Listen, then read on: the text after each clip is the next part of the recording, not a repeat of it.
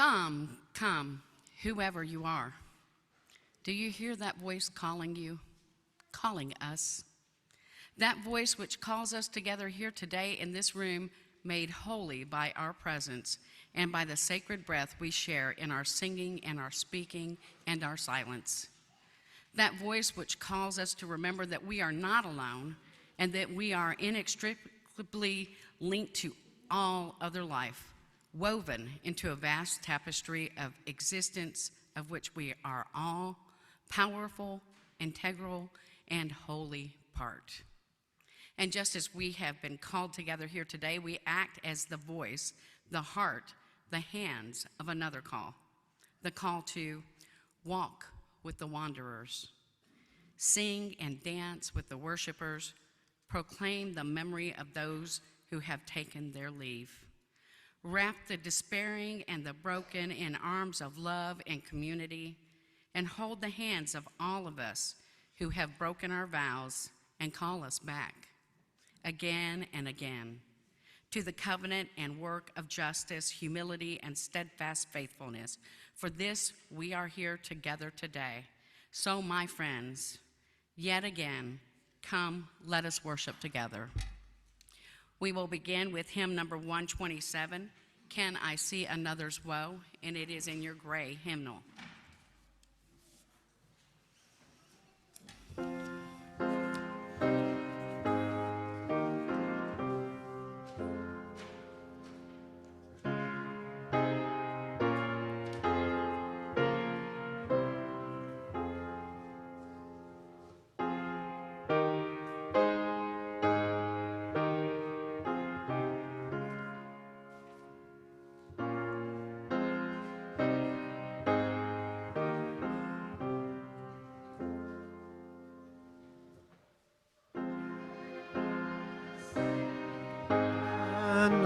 Another's woe, and not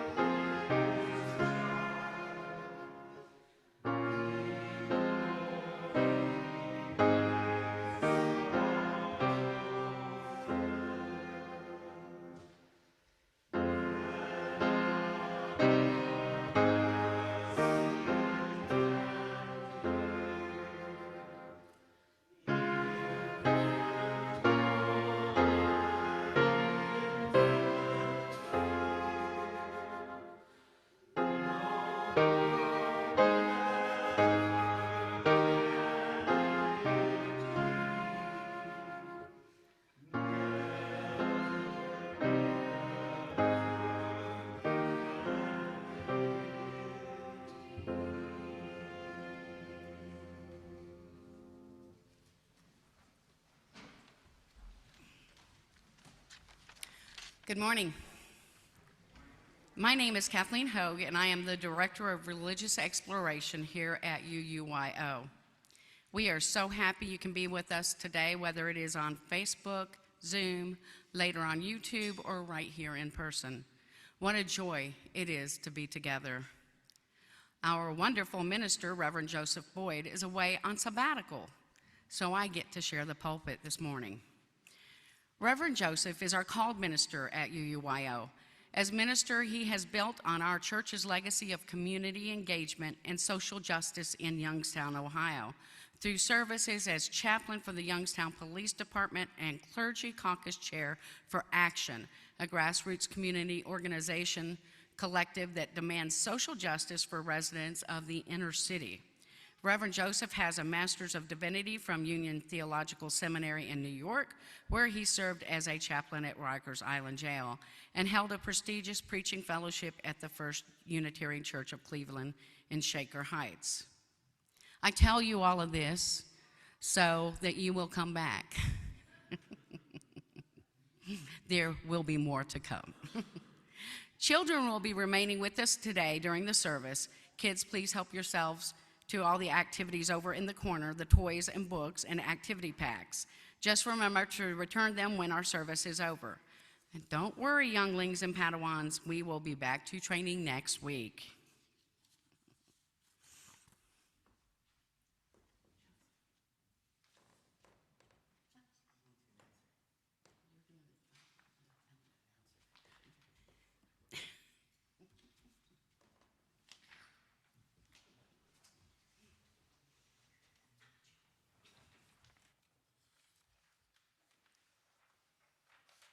This morning, we share very sad news that a few days ago, our beloved members, Louisa and Martin Berger's younger daughter, Barbara Ellen Berger, died very suddenly and unexpectedly.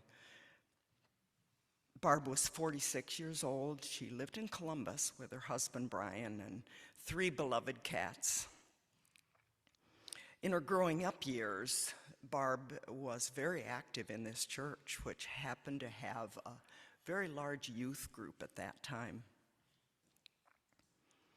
So in memory of Barbara Ellen, and in caring support of Louisa and Martin, and all of Barb's family and close friends, we light this chalice, and then take a moment of silence for our own thoughts.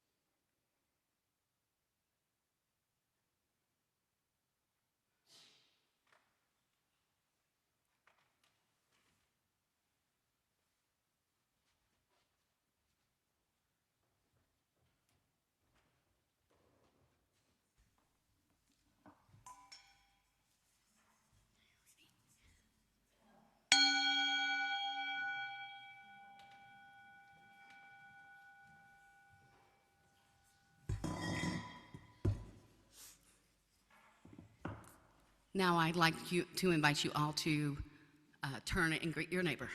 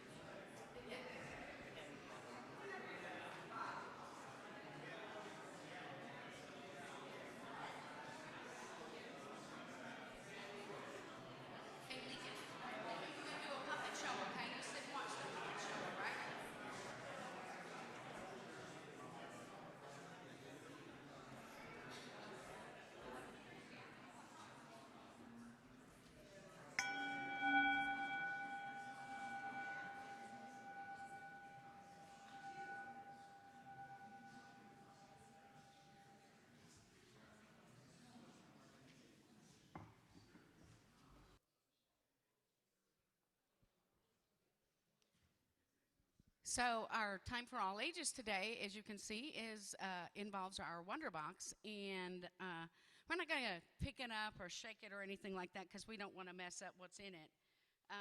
Let me see. I'm going to open the box. There we go. Oh, puppets.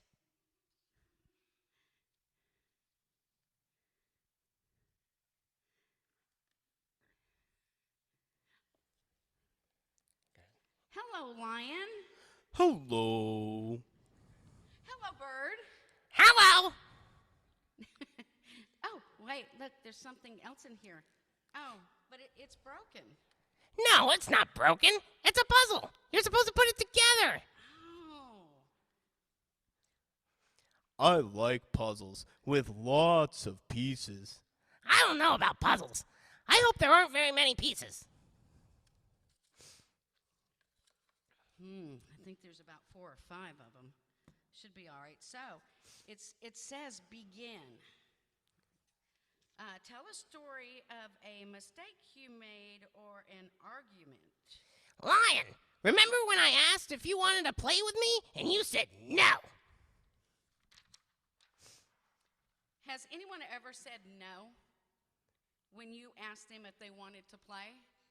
Show of hands out there when you've asked somebody to do something with you and they've said no? Huh. How about you people online? Type in the chat if someone's ever said no. Yes, you wanted to play outside, and I was in the middle of building a project. I was just about to put the top block on my tower, and boom! You came running in, talking about going down slides and jumping in the snow. Good job, you two. You just told a story about your problem. That's the first step to getting all the puzzle pieces to fit together. Look, these pieces have words on them.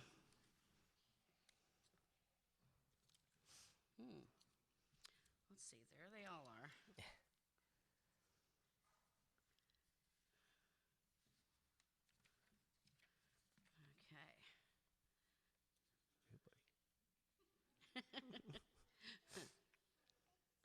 Okay. Imagine, can you two imagine how it would feel if you weren't having an argument? Yes, I would play outside with Lion and go down the slide and jump in the snow. Yes, I would finish my block tower and show it to Bird. Yes, that's imagining how it would be better, but you both have different imaginings. Can you think of something you can do to make that happen? I felt so sad when you said you didn't want to play with me, and I started to feel mad. But I was sad that your tower got knocked down. I could say sorry. I could say sorry that I said no, instead of, can you wait 10 minutes until I'm done building? Nice. But remember, when you apologize to someone, that does not mean that they have to accept the apology. Sometimes hurt relationships take conversations, reflection, and reparations, taking responsibility for repairing the hurt and the friendship. I would accept your apology, Lion. Thanks, Bird. Me too. Can you help me build my tower? Do you think Bird should help Lion rebuild their tower? Raise your hand or type yes in the chat. Another puzzle piece says, reflect. Reflect. Ooh, there it is right there. That one says reflect.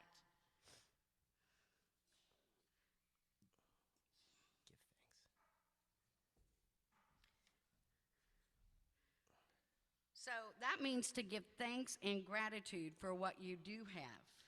I am thankful for my blocks. I am thankful for slides and snow. I am thankful for Bird. I am thankful for Lion. Bird, earlier you said that you were feeling super sad.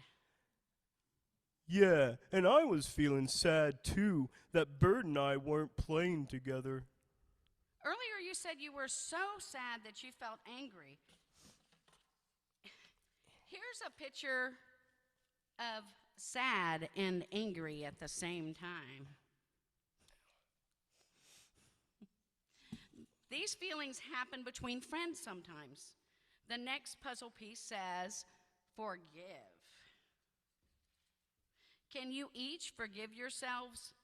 Mistakes happen, and that is how we learn. Yes. And what is the last piece? It says, heal. This is a celebration piece because it means you have returned to intention now. Return to intention means that your friendship is how you imagined it. Yay! Yay! I'm so glad we get to play together again. Let's build. Yes, and let's go outside. Yes. Kathleen, what is that party symbol on the last piece? Let's see. That's a good question, Bird. It's called a repeat sign. It means that you play or sing a piece of music over again. But this isn't music. Right, Lion. This is a way to make friends with someone again after you make a mistake and have an argument. Ooh, I like that. Ooh, I like that too. Yes, me too. I love how this process is pretty much the same no matter your age. Start by telling the story of your mistake and keep practicing. It's so important for all of us to have a way back to our intentions. When we slip along the way, keep in mind as well that there aren't necessarily perfect words.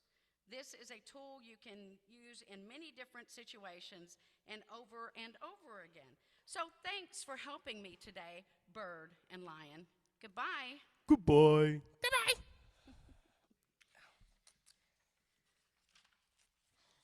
So, can you get that paper off of my thing that says the covenant? So, kids, it's time to recite our covenant. If you can come up and recite that with me. Look, I'm tearing all my pages up.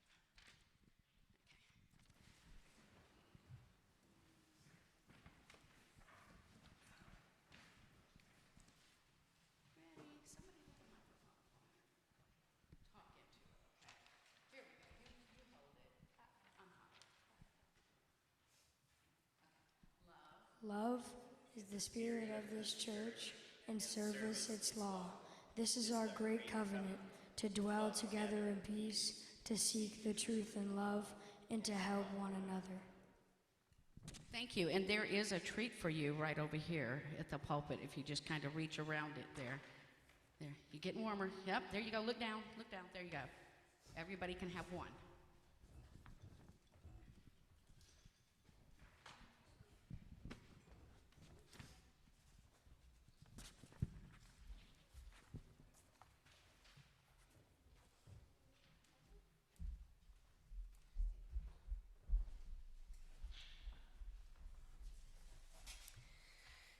Every week in our church, we take up an offering. It's good to remind ourselves from time to time that our offering is symbolic as well as practical. We know that it is through pledges that we build our budget and fund our yearly programs and ministries of worship and religious education, pay our staff and professional religious leaders, and finance the comfort and beauty of our buildings.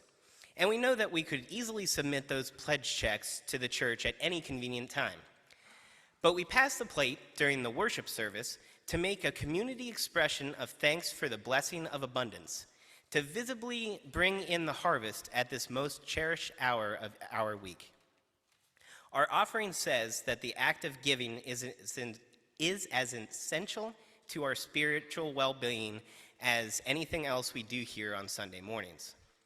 This week, our offering goes to the Minister's Discretionary Fund. The Minister's Discretionary Fund exists so that the minister can respond to requests for financial assistance from individuals, families, and/or groups in need, both within and outside of the congregation. It is also at times used for the purpose of supporting UUYO's ministry. If you wish to make an offering to support the Minister's Discretionary Fund, please indicate this on your check or envelope. Thank you for your generous spirit. We will now receive the offering that supports the life of Youngstown, the Mahoning Valley, and our wider world.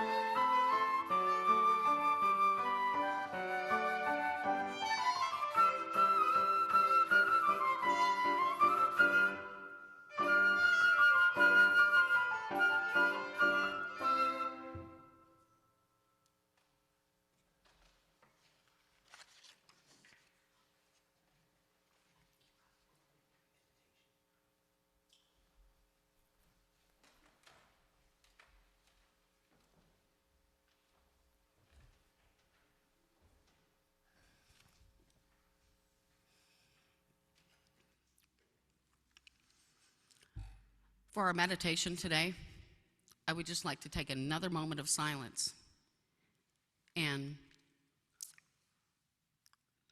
think in our hearts about our environment. I realize that my next service that's coming up is actually about the environment. And, the research I've done is not, it's not looking good. So we'll take one more moment of silence.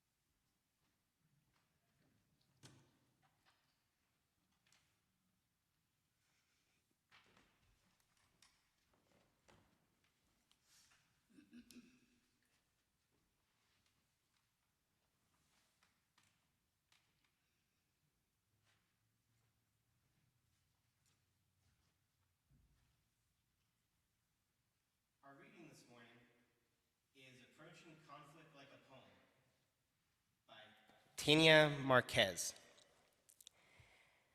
I joined a poetry class because a new acquaintance invited me to. I mostly joined so I could get to know this person better. I was captivated the first day by the deep wisdom my professor shared. To me, it was like being at church. Every word he spoke found fertile soil in my heart. There were times where I felt myself overcome with beauty. The beauty I found in this class contrasted with the conflicts I was witnessing at work, in society, and almost everywhere. One Friday, as I listened to my teacher recite one of our poems, I wondered, what if I approached conflict like writing a poem? What if everyone did? Most of the time, conflict is reactive. People tend to do and say things before they've had a chance to process their emotions or to understand the totality of the conflict. But I learned in my poetry class about carefully choosing words, not because they need to rhyme or have a specific number of syllables, but because they need to be precise and beautiful. Poets are intentional about how to best deliver the message, how to best uncover the mystery of life so that others can experience it. Silences matter too. Part of the message is to pause, to wait, to leave space to breathe before the next line. There's always the rhythm. A poem is a song, and songs can touch on difficult subjects too, but the rhythm, the melody matters. Since that moment, I've been wondering, what if, the next time I find myself in the midst of conflict, I can slow down and imagine I'm about to write a poem. Then, conflict resolution or transformation would turn into a craft, a laboratory where beauty is created. There would be a slowing down that would help me connect with what I'm feeling so that I can find the right words to share that experience, and a silence to let me listen to the poem of the other.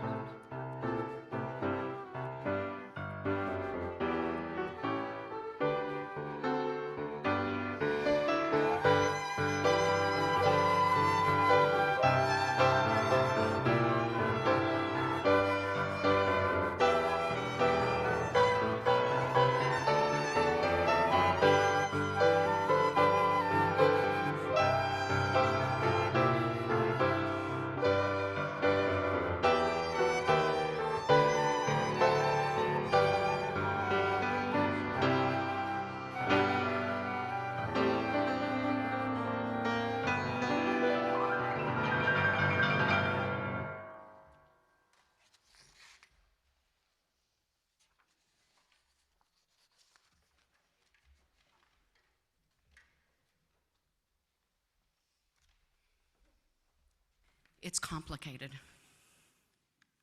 I always hate it when I hear that in a movie.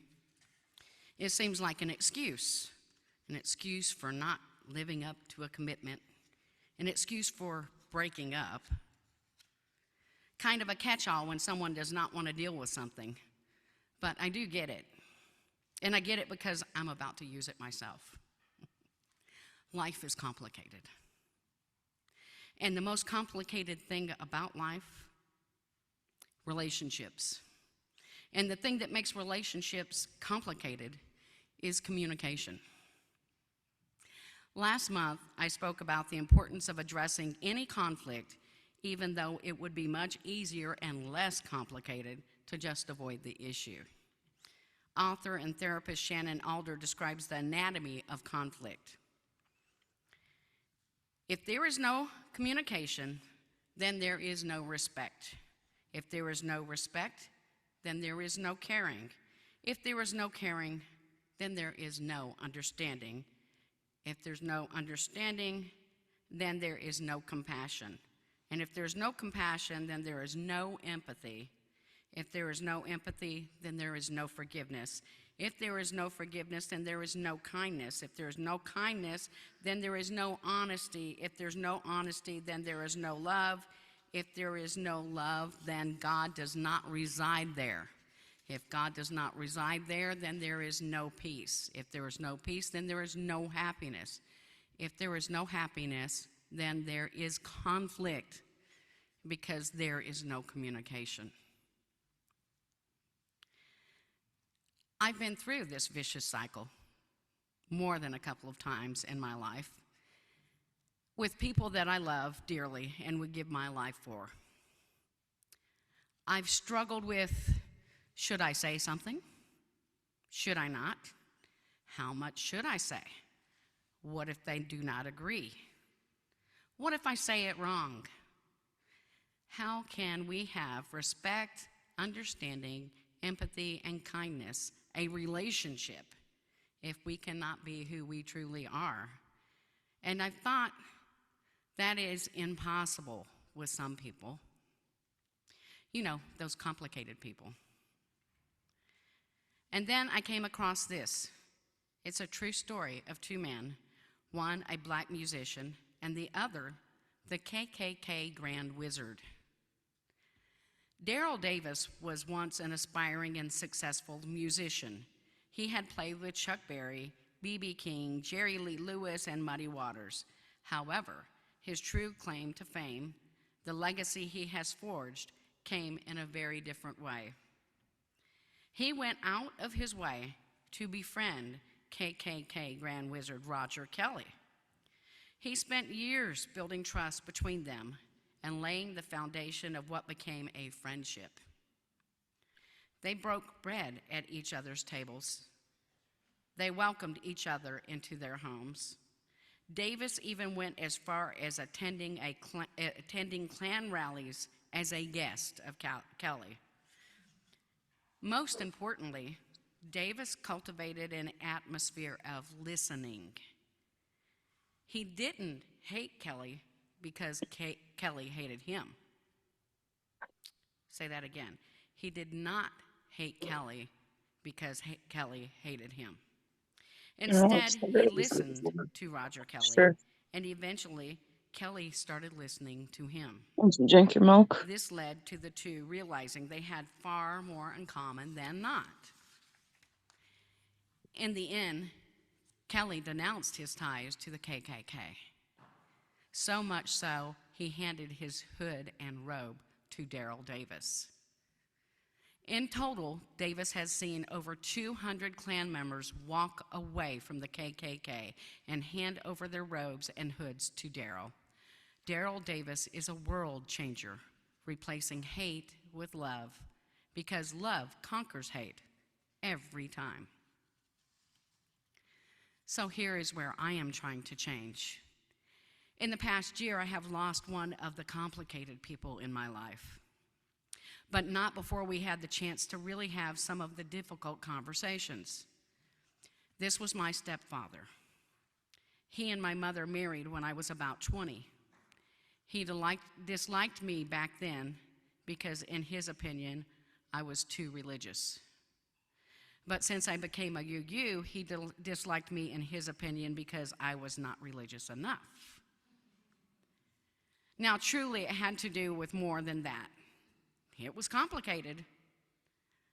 I won't tell you that we ended up seeing eye to eye, or that in the end he loved me and said he respected who I am and what I do, because that didn't happen.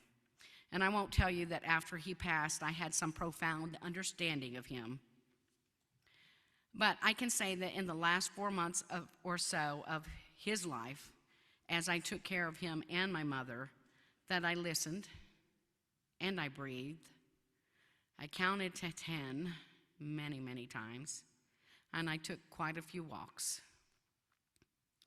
I also shared more of myself and who I am in that short amount of time than I had in my entire life with him and my mother. And I did speak up at times when he spoke hateful, thoughtless, misguided words. But towards the end, it became more important to be kind than to be right. So the last time I was here, I offered up a few ideas on how to address conflict and to not lose the connection we have with each other. Remember our covenant, focus on the goal, honor one another's perspectives, and remember that you're not alone. I don't have a secret to share on perfect communication. Maybe a book would help. There are so many books and self-help programs, and some of them are even helpful. For example, and you may want to write this one down, there's a book called Honest, Direct, and Respectful by Dennis Adams. It's a tiny little book. And I gave that one to my friend in Tucson, and it has really helped her through some difficult conversations that she's had to have since the crisis with her son and her other son who committed suicide. So, this book is very simple. It says, every time you are going to open your mouth, ask yourself, am I being honest? Am I being direct? Am I being respectful? Of course, that's not going to work in every situation. I do like the idea of approaching conflict as if writing a poem. It really makes you think. Like if you're going to stop and write it down, and then you look at it and you say, no, I don't think that's going to work. So you have to choose your words carefully. For us in this Unitarian Universalist faith, we also have our UU principles. So we believe in the inherent worth and dignity of every person, so we can think of that. We believe in justice, equity, and compassion in human relations, and the goal of world community with peace, liberty, and justice for all. So we have a lot of guidelines. You can't always choose your family, but you can choose how to be with them. You can sit with your mouth closed and complacently nod, whether you agree with what is being said or not, or you can choose to really listen, cultivating an atmosphere of listening, and then take a few deep breaths, like all the books tell you, and to carefully open your mouth as if you're writing a poem, and speak kindly as if you really would like to spend the holidays with your grandchildren. We're all human, and we are all family at home, in traffic, and here at church. Let us all, in all situations, remember to speak the language of love.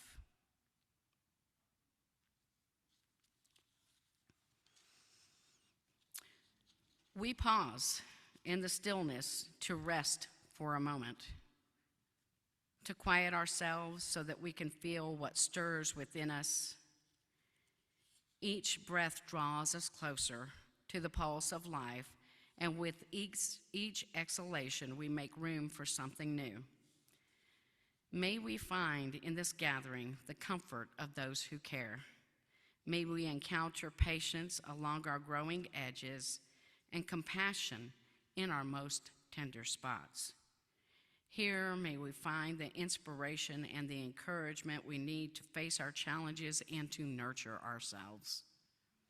And in the presence of suffering across the globe, may we redouble our practice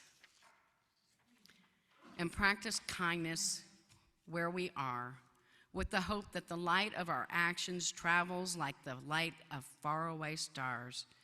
May our gestures of compassion and generosity seed possibility. May we travel humbly with one another, choosing reconciliation over resentment as we live with one another.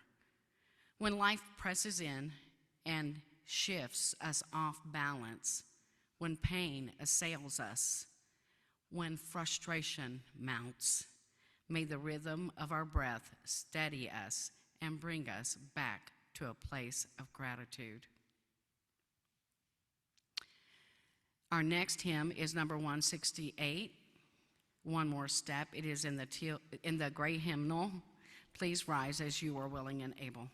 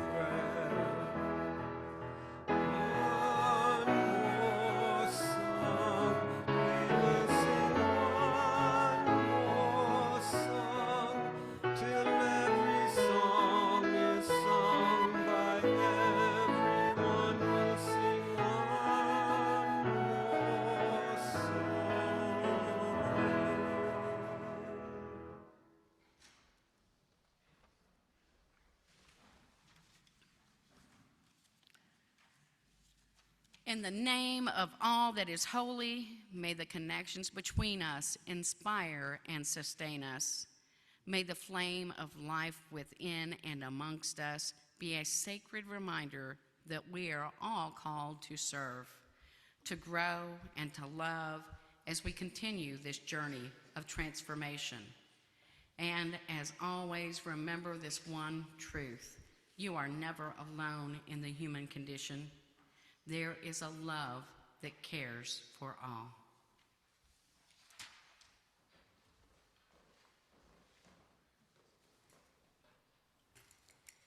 The chalice is now extinguished, but its light lives on in the minds and hearts and souls of each one of you. Carry that flame with you as you leave this place and share it with those you know, with those you love, and most especially with those you have yet to meet.